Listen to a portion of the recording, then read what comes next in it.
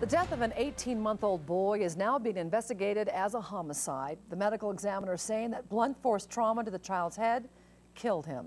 KXLY4's Colleen O'Brien live on the Sky Deck tonight. And Colleen, the family now thinking that the mother's boyfriend did this? That's right, Nadine. Though the family didn't want to go on camera tonight, the grandfather told me that the boyfriend failed a lie detector test and also told police only that, quote, it was an accident.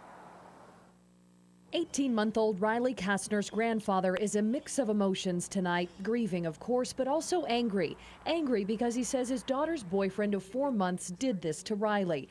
He says the boyfriend was left with the toddler on March 30th while the mother took a shower.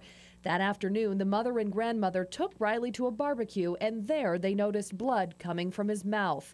Riley was rushed to Sacred Heart, where police observed bruises on the child's cheeks in the form of fingers, a large bruise on his foot, and a large indentation on his head that was soft to the touch.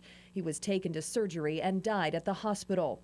Today, the medical examiner listed Riley's death as a homicide, blunt force trauma to the head. Police have been interviewing anyone who has had contact with the child, but won't say who specifically they're looking at. You know, here we are looking at another tragic death of a small child that didn't need to happen. And so whatever the circumstances are that we're going to discover through the investigation, it's still a tragedy.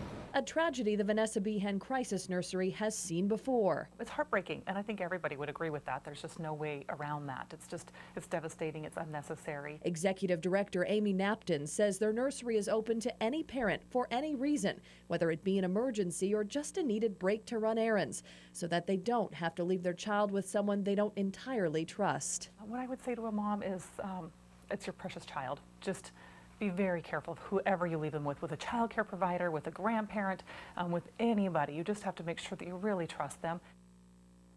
Police remaining very tight-lipped on this investigation so as to not compromise anything when they do have to make an arrest. Of course, when that does happen, you can turn to KXLY.com or our Facebook and Twitter pages for immediate updates. Reporting live on the Sky Deck, Colleen O'Brien, KXLY4 HD News.